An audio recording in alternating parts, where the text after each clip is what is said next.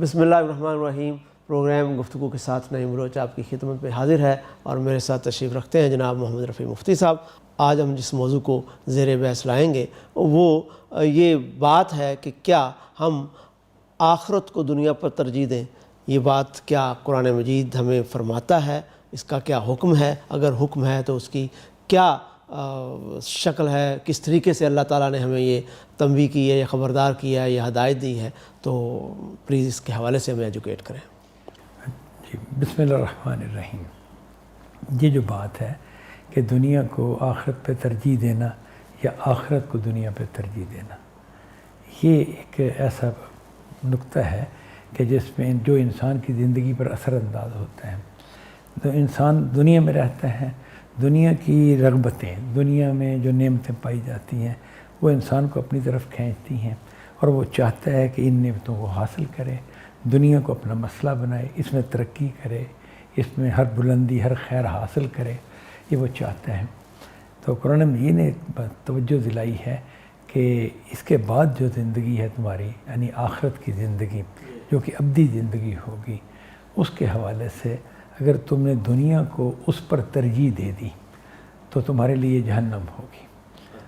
اور اگر تم آخرت کو دنیا پر ترجیح دیتے ہو، یعنی جو موجود نہیں ہے اس وقت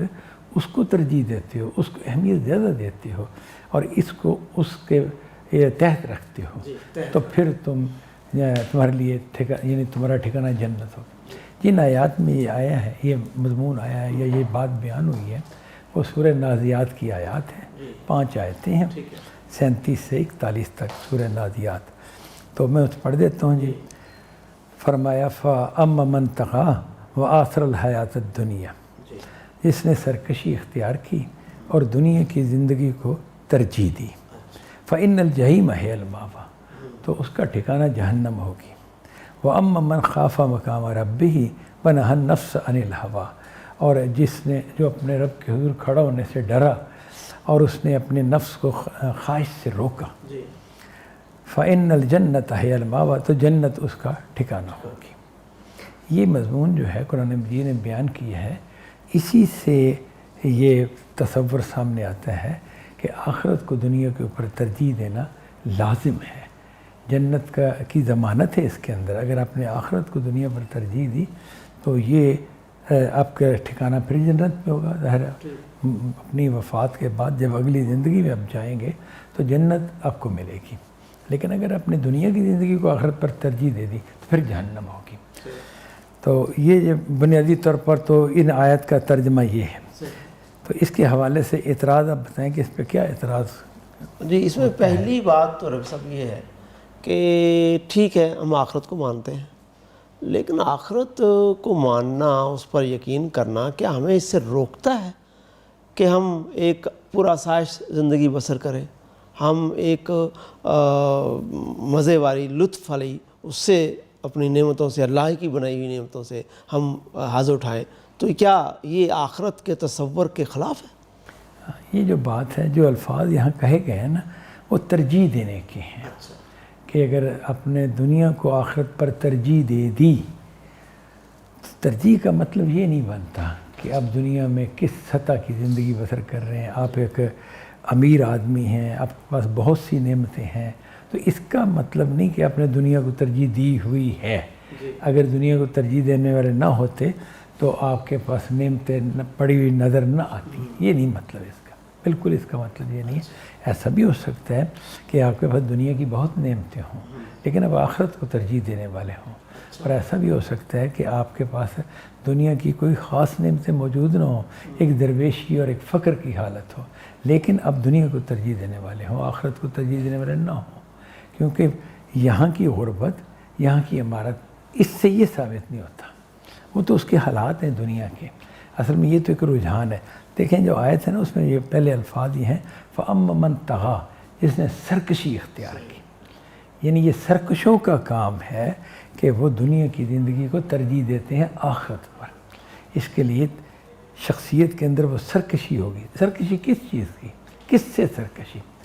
خدا کی اس سکیم سے جو سکیم اس نے برپا کی ہے، انسان کو اس دنیا میں بھیجا ہے اور اسے کہا کہ یہاں خدا کے پیش نظر یہ ہے کہ تم میں سے کون اچھے عمل کرتا یعنی اللہ نے زندگی اور موت تخلیق کی تاکہ وہ جانچے کون اچھے عمل کرنے والا ہے. یہ خدا کی اسکیم ہے. اور اچھا عمل کس کو کہا؟ اچھا عمل اس چیز کو کہا کہ جو اللہ تعالیٰ کے احکام ہیں فطری طور پر آپ کے اندر اخلاقیات کے پہلو سے جو موجود ہیں، یا انبیاء نے جو آپ کو بتائے ہیں، شریعت کے جو احکام آئے ہیں، ان کو اگر آپ نے ملحوظ رکھا اور ان کو ملحوظ رکھتے ہوئے پھر اپنے دنیا کی زندگی گزاری، دنیا میں جو نعمت، جو خیر، جو بھلائی آپ حاصل کرنا چاہتے ہیں، اس میں آپ نے یہ شرط لگائی کہ بھئی یہ خدا کی پسند کے مطابق ہے، خدا کی مرضی کے خلاف تو نہیں ہے. میں چاہتا ہوں کہ میں یہ چیز حاصل کروں، میرا یہ حاصل کرنا کیا خدا کے نزدیک پسندیدہ ہے؟ اگر پسندیدہ ہے تو آپ نے حاصل کی اور یہ ٹھیک ہے. چاہے آپ نے کوئی بڑی قیمتی چیز حاصل کر لی، دنیا میں بہت ترقی کر لی، اور اگر آپ نے یہ اس چیز کا دھیان نہیں رکھا، آپ نے کہا دنیا کی چیزیں مجھے ملنی چاہیے، یہ بات کہ خدا کیا کہہ رہے ہیں، یہ بات کہ اخلاقی وجود میرا جو ہے وہ مجھے کیا کہتا ہے کیا نہیں کہتا، اس سے مجھے کوئی غرض نہیں. اگر اس طرح آپ نے کیا تو اس کا مطلب ہے کہ آپ خدا کی پرواہ نہیں کر رہے ہیں. وہ کہہ رہا ہے کہ میں انسان کو جانچ رہا ہوں کہ وہ اچھے عمل کرتا ہے یا برے کرتا ہے، اور اچھا عمل یہ ہے کہ وہ جو میں نے احکام دیے ہیں اس کے مطابق چلے، جو اس کی فطرت بنائی ہے، جو اس کو اخلاق سکھائے ہیں، ان اخلاقیات کا لحاظ رکھے، اس فطرت کے مطابق چلے، جس کو وہ فطری طور پر صحیح سمجھتا ہے وہ راستہ اختیار کرے، جو حق بات ہے اس کو مانے. تو جو شخص اس کو مانتا ہے اس میں خدا کی بات مانتا ہے. اب اس کے نتیجے میں دنیا اگر ہاتھ سے نکلتی ہے تو نکلنے دے، اور اگر ہاتھ میں آتی ہے تو ٹھیک ہے، بالکل آئے. لیکن مان لی بات آپ کی، اب ایک شخص ہے اس نے حلال اور حرام کا لحاظ رکھتے ہوئے، اپنی آخرت کو سامنے رکھتے ہوئے ایک اپنی لیونگ سٹینڈرڈ جو ہے وہ بنایا ہے. اس میں بھی عام طور پر ہمارے ذہن میں ایک مذہبی حوالے سے اس کو پسندیدہ قرار دیا جاتا ہے کہ ٹھیک ہے اگر تم تھوڑا سا سادگی اختیار کر لو تو یہ آخرت رخی زندگی غالباً ہوگی. تو یہ جو سادگی ہے، یعنی کہ ایک میں جائز کی بات کر رہا ہوں، یہ نہیں کہہ رہا جو وہ آپ نے ترجیح کی بات بتا دی وہ ٹھیک ہے، لیکن میں جائز کی بات کروں. جائز طور پر مجھے ایک لیوش زندگی اختیار کرنے کی آزادی ہے، وہ اس کی پاسبلٹی ہے، تو میں کیوں نہ کروں؟ نہیں، اس میں کوئی رکاوٹ نہیں ہے کہ آپ کو اگر اچھی چیز میسر آتی ہے تو آپ اسے اختیار کریں گے حلال طریقے سے، جائز طریقے سے، کسی پر ظلم نہیں ہو رہا، خدا کی کوئی نافرمانی نہیں ہو رہی، اور آپ کو دنیا کی نعمتیں مل رہی ہیں، تو اس پہ کوئی اعتراض نہیں ہے، نہ خدا کو، نہ شریعت کو، نہ دین کو، کسی حوالے سے کوئی اعتراض نہیں ہے. کہ آپ بہت امیر آدمی ہیں، بالکل ٹھیک ہے. صحابہ میں ایسے بھی تھے کہ جن کے مالی حالات بہت ہی اچھے تھے اور وہ اللہ کی راہ میں بہت صدقہ و خیرات کرنے والے تھے، اور جو بھی شریعت کے احکام ہوتے تھے ان کو زبردست طریقے سے بجا لانے والے تھے، پورا کرنے والے تھے. دیکھیں میں 2 گاڑیاں افورڈ کر سکتا ہوں، اب گزارا میرا 1 گاڑی سے ہو جاتا ہے. اب میں کہتا ہوں کہ یار 2 گاڑیاں رکھنے کی کیا ضرورت ہے، 1 گاڑی کا خرچہ یا 1 گاڑی کی جو قیمت ہے اس سے میں کیوں نہ ان لوگوں کی مدد کر دوں، ان لوگوں کے کام آ جاؤں جو ضروریاتی زندگی کے لیے تڑپ رہے ہیں. تو یہاں پر میں نے اپنے جائز حق کو، جو میں 2 گاڑی رکھ سکتا تھا، دوسری گاڑی پر مجھے اللہ تعالیٰ کی طرف سے کسی نافرمانی کا اندیشہ نہیں تھا، لیکن میں نے اس کو بیچ دیا، میں نے اس کو اوائڈ کیا. تو یہ کیا ہے، اس کو آپ اپریشیٹ نہیں کریں؟ یہ پہلو جو ہے یہ اس طرح سے نہیں ہے. 2 گاڑیاں اگر آپ کی ضرورت ہے تو آپ رکھیں، اور اگر ضرورت نہیں ہے خامخواہ رکھی ہیں پھر خطرناک پہلو ہے، پھر اسراف ہو سکتا ہے. اچھا، پھر یہ اسراف ہے کہ اپنے ضرورت سے زیادہ چیزیں نعمتیں اپنے گرد اکٹھی کر دی ہیں، جبکہ اس کی ضرورت اور لوگوں کو ہو سکتی ہے. تو آپ نے ان کے لیے مارکیٹ سے، جیسے بہت سے امیر لوگوں نے 2-2, 3-3, 4-4 گاڑیاں رکھ کے تو بس لاک کے مطلب ہے تالوں میں رکھی ہوئی ہیں، اپنے گیراجوں میں رکھی ہوئی ہیں، کبھی استعمال کرنے. یہ غلط چیز ہے، یہ جو ہے یہ تو پھر اسراف ہوگا. اور اعتدال کی زندگی اختیار کرنے کو کہا گیا ایک چیز. اور اس میں ایک اور پہلو ہے، بعض اخراجات انسان سٹیٹس سمبل کے حوالے سے کرتے ہیں، یہ بھی صحیح نہیں ہے. ابھی تکبر، ہاں، یہ سٹیٹس سمبل جو ہے وہ پھر انسان کو ایک فخر کی نفسیات کی طرف لے جاتا ہے کہ ہم ایک برتر لوگ ہیں، ہمیں یہ حیثیت حاصل ہے، اور ہم اس سے نیچے کے لیول پر ہم نہیں، مطلب ہے مختلف اشیاء جو ہیں اس درجے سے نیچے کی نہیں رکھتے. یعنی میں اپنے ملک کی بنی ہوئی کوئی چیز استعمال ہی نہیں کرتا، امپورٹڈ چیزیں استعمال کرتا ہوں، یا فلاں ملک کی بنی ہوئی مہنگی ترین چیزیں استعمال، یہ نفسیات غلط ہے۔ اس میں بھی ایک پہلو نا کہ ایک میں نے چیز ایک خریدی اس نقطہ نگاہ سے کہ بھئی زیادہ پائیدار ہے، میں سستی چیز خریدوں گا، بار بار خریدوں گا، ایک مینٹلٹی، ایک اسٹیٹس سمبل کو واہ میرے پاس یہ امپورٹنٹ ہے۔ ہاں، فخر کا پہلو ہوگا تو غلط ہے، ضرورت کا پہلو ہوگا تو وہ بھی جائز ہے۔ بالکل ٹھیک بات ہے۔ یعنی اس میں علماء نے بڑی اچھی تقسیم کی ہے کہ کچھ چیزیں ضروریات نفس، ہاں، تو ان میں تو جو نفس کہتا ہے اسے فالو کرنا چاہیے کہ یہ ضرورت ہے، یہ ضرورت ہے، سب پوری کرنی چاہیے، ٹھیک ہے۔ اور ایک ہے لذات نفس، اس میں اعتدال کرنا چاہیے کہ بھئی جو اعتدال کا راستہ بنے، جیسے اسراف نہ ہو اور خام خواہ بخل کریں، یہ بھی ٹھیک نہیں ہے۔ یعنی کہ آپ ایک مناسب درجے کی زندگی بسر کر سکتے ہیں، لیکن آپ پھٹے پرانے کپڑے، میلے کپڑے پہنتے ہیں تو یہ صحیح نہیں ہے، یہ پسندیدہ نہیں ہوگا دین میں۔ اچھا، اور جو ایک ہے شرور نفس، یعنی نفس کی شرارتیں، اس میں نفس کی مخالفت کی جائے گی۔ نفس سرکشی کرنا چاہے، نفس تکبر کی طرف بڑھے، نفس حسد کی طرف بڑھے، ظلم زیادتی کی طرف بڑھے، تو آپ کو نفس کی ان خواہشوں کی مخالفت کرنی ہے۔ آگے جو آیت میں کہا گیا ہے نا کہ وَنَهَا النَّفْسَ عَنِ الْهَوَىٰ، اور نفس کو خواہش سے روکا، اس خواہش سے مراد وہی ہے جو نفس کی شرارتیں ہیں یا نفس کے برے پہلو ہیں۔ اس سے ضروریات نفس نہیں مراد، نہ لذات نفس اس سے مراد ہے کہ نفس کی جو لذتیں ہیں ان میں اعتدال کا معاملہ آپ اختیار کریں گے، کہیں کوئی ظلم زیادتی کا پہلو نہیں ہوگا تو بس ٹھیک ہے، بالکل صحیح ہے۔ اس میں ایسا نہیں کہا گیا کہ آپ ایک اچھا مکان نہیں بنائیں گے، ایک خوبصورت مکان نہیں بنائے گا، نہیں، اس طرح ایک حد سے جب آگے بڑھے گا نا، جب اس کی خوبصورتی اور جمال سے اسے مطلب ہے کہ بعض علماء اس طرح بیان کرتے ہیں کہ کچھ مکانوں کو دیکھا جائے نا تو یوں لگتا ہے کہ اس میں پیسہ تھوپا گیا ہے، جیسے وہ سیمنٹ ہے نا، سیمنٹ لگایا تو پیسہ ہی تھوپ دیا گیا ہے، کوئی ضرورت نہیں تھی اس چیز کی، لیکن خام خواہ اس پر خرچ کیا گیا، اور آپ سونے کی گاڑی بنا کر پھر رہے ہیں۔ جی بالکل۔ اچھا رفیع صاحب، یہ ٹھیک ہے کہ آپ افورڈ کر سکتے ہیں، آپ اسراف میں بھی نہیں جاتے، وہ لذات کا معاملہ بھی آپ نے ہمیں بتا دیا، لیکن ایک آدمی کی ایستھیٹک سینس ہے، اس کا آپ کہہ لیں کہ اس کی ہابی ہے کہ وہ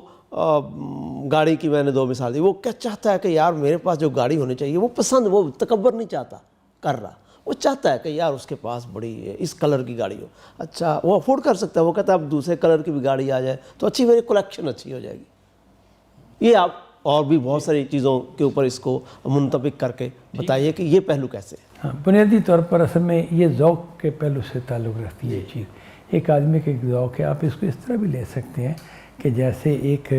کمرہ جس میں ہم رہ رہے ہیں یا مکان جس میں ہم رہ رہے ہیں، اس میں اس کی لازمی ضرورت نہیں کہ کچھ سینری دیوار پر آویزاں ہوں، یہ ضروری چیز نہیں ہے، لیکن ایک بعض ذوق آدمی یہ چاہے گا کہ خوبصورت تصاویر اگر یہاں میں لگا سکوں تو لگاؤں، سجاوٹ کا پہلو، تو یہ اس کے لیے بھی وہی بات ہے، ذوق کو مذہب کرش نہیں کرتا، اسے ایک حد سے آگے بڑھنے سے روکتا ہے کہ وہ اپنے ذوق کی تسکین کے لیے چاہے وہ اس نے، اگر وہ ایسا کر سکتا ہے، اس نے 5 لاکھ کی تصویر خریدی ہوئی ہے، اچھا ایک مہنگی تصویر تو ٹھیک ہے، لیکن اس نے 50 تصویریں خرید کے رکھی ہوئی ہیں، پڑی ہوئی ہیں، کبھی یہ لگا دی، کبھی وہ لگا دی، کبھی، تو اس کا مصرف کیا، یہ بہتر مصرف ہے کہ وہ اپنے ذوق کے لیے جو اللہ نے اس کو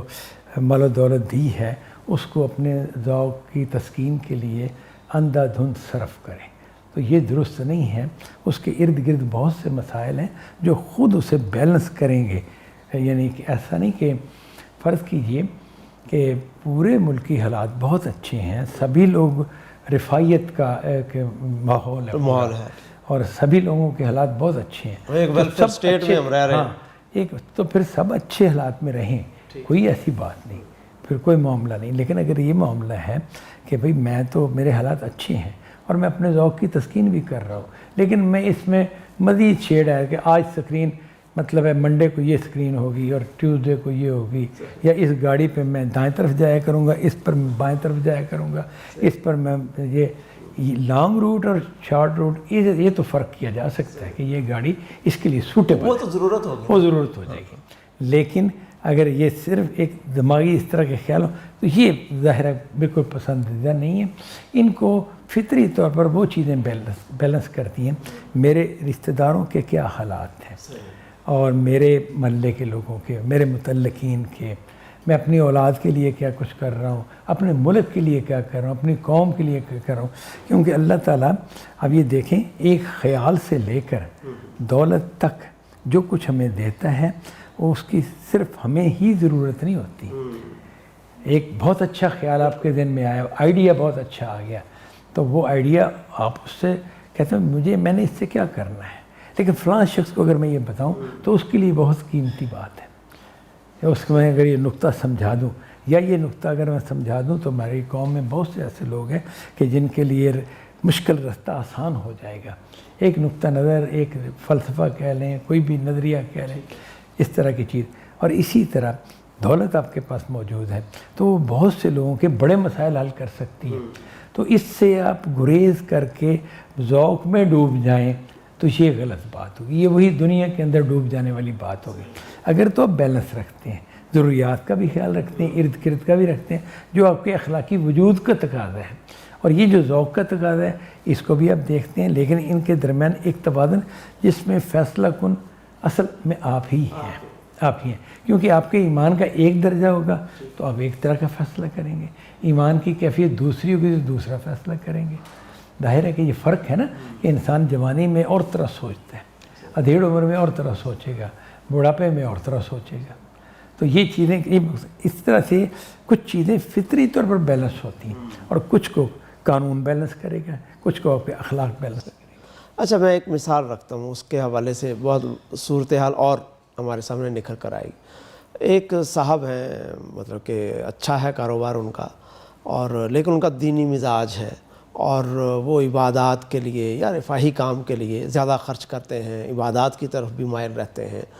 لیکن ان کے بیوی بچے سمجھتے ہیں کہ اگر ان کے والد صاحب کچھ ایفرٹ کچھ اور کر لیں، ٹھیک ہے، ہم نہیں روکتے کہ فرض نمازیں پڑھیں، ہم نہیں روکتے کہ وہ مدد کریں کسی کی، کریں، لیکن اس میں کچھ کمی کر کے وہ ہماری سہولیات کو بہتر کر دیں، ہمیں بہتر لائف سٹینڈرڈ لائف جو ہے اس کا درجہ بڑھا دیں۔ تو یہ والی اپروچ کیسی ہے؟ کیا میاں بیوی بچوں کی بات ماننی چاہیے یا ان کو سنب کرنا چاہیے؟ وہ شخص کیا کرے؟ یہ جو نا ان پر کوئی دباؤ ڈالنا تو درست نہیں ہوگا، وہ تو انہیں آپ ہو سکتا ہے مذہب سے باغی کر دیں، ہو سکتا ہے ان کے حقوق جو بنتے ہوں وہ ادا کرنے سے پیچھے رہ جائیں آپ، یوں تو نہیں بات صحیح۔ آپ اس کے دو پہلو ہیں، آپ اس کو ایک اس مثال سے لے سکتے ہیں کہ تبوک کے موقع پر یہ بڑا مشہور واقعہ ہے کہ حضرت ابوبکر صدیق نے جب وہ مانگا گیا کہ بھئی فوج کی تیاری کے لیے جو کچھ آپ دے سکتے ہیں دیں، مال و دولت، تو آپ نے گھر کا ساری مال لا کے دے دیا، تو یہ سارا مال جو تھا اس سے کم تھا جو حضرت عمر نے دیا تھا۔ وہ روایتوں میں آتا ہے کہ 30,000 درہم تھے ان کے پاس، اور جو ہے اس میں سے 15,000 درہم انہوں نے دے دیے اور 15,000 گھر میں رکھ لیے۔ تو یہ دو بڑے لوگوں کا فیصلہ تھا، دونوں کا فیصلہ صحیح تھا، لیکن اپنے اپنے قد کاٹ کے مطابق تھا، اور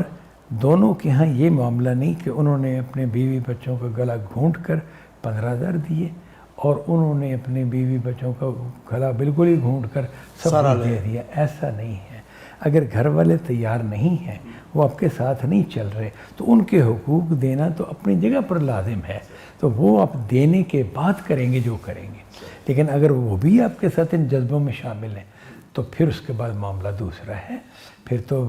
جو بھی آپ فیاضی کریں گے اس میں آپ کی بیوی اور آپ کے بچے ساتھ ہیں، اور اگر ساتھ نہیں ہیں تو ان کے حقوق ادا کرنے تو لازم ہے، ان کو فوقیت۔ ہاں وہ بالکل، وہ تو پہلے آپ ادا کریں گے کیونکہ وہ تو آپ کی فرض ذمہ داری ہے نا، اور اس کے بعد جو صدقہ خیرات آپ کرنا چاہتے ہیں کریں گے۔ یہ لازم نہیں ہے کہ جی والد صاحب کو یہ سجیسٹ کیا جائے کہ آپ اس سٹیٹس پر زندگی گزاریں، یہ نہیں، بس آپ کہنے کو کہہ سکتے ہیں، لیکن دوسرا آدمی جو ہے وہ اپنے لیے خود طے کرے گا جیسے بچوں کے لیے بھی یہی معاملہ ہے کہ جب وہ کل کلا کام کریں گے تو باپ انہیں یہ نہیں کہہ سکتا کہ درویشی کی زندگی گزارو، یہ اسے سجیشن تو دے سکتا ہے کہ اس کے کچھ فائدے ہیں، یہ کہہ سکتا ہے اگر وہ فائدے اس کے ذہن میں کوئی ہیں، لیکن مجبور نہیں کر سکتا، یا امارت کی زندگی گزارو یہ بھی نہیں کہہ سکتا، یہ ان کا اپنا حالات ذوق کی بات ہو۔ بہت شکریہ رفیع صاحب، موضوع پر ہم نے سیر اثر گفتگو کر لی ہے، اب ہم اسے یہیں پر ختم کرتے ہیں اور اگلی نشست کے لیے ہم اپنے ناظرین سے اجازت چاہیں گے۔ اس وقت کے لیے، اگلی نشست کے لیے اللہ حافظ۔ علمی، دعوتی اور تعلیمی پروگراموں میں تعاون کیجیے۔ آئیے دین کی خدمت میں شامل ہو کر اپنی عاقبت سنواریں۔ آؤ مل کر اس منادی کا جواب بنیں، یا ایھا الذین آمنوا کونوا انصار اللہ۔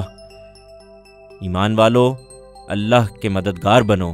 اس کے دین کی خدمت کر کے۔